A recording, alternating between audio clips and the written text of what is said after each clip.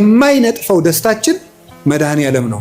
የልቡናችን ደስታ፣ የነፍሳችን ረሃብ፣ ጥጋባችን፣ የልቡናችን ዘውድ፣ የሰውነታችን ትምክት እርሱ ክርስቶስ ነው። ሁሉ ነገር ሁልጊዜ አያስደስትም። አንድ ቀን ቢያስደስት፣ ክርስቶስ ግን ሁልጊዜ ደስታችን ነው። በልብስ ልደሰት ብትል ልብስን ወይ ሰዎች ይወስዱታል፣ ወይም የተሻለ ልብስ አሰፍተው የሚመጡ ሰዎች ያስቀኑና በአንተ ልብስ መደሰት ታቆማል። በጤና ብትደሰት ሲያምህ ይከፋል። በመልክ ብትደሰት ስታረጅ ይከፋል።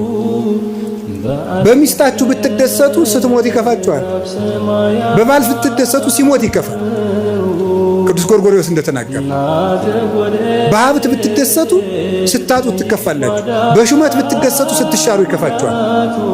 በክርስቶስ ብትደሰቱ ግን ማንም አይወስድባችሁ። እሱን ማን ይነጥቀናል? ሁሉ ይወሰዳል። የማይወሰድ ሀብት ክርስቶስ። ስለዚህ ቅዱስ ጳውሎስ ምን አለ? እላችኋለሁ በክርስቶስ ደስ ይበላችሁ አለ። እላችኋለሁ በማን ደስ ይበላችሁ አለ? ደግሜ እላችኋለሁ በክርስቶስ ደስ ይበላችሁ። ሁልጊዜ በጌታ ደስ ይበላችሁ።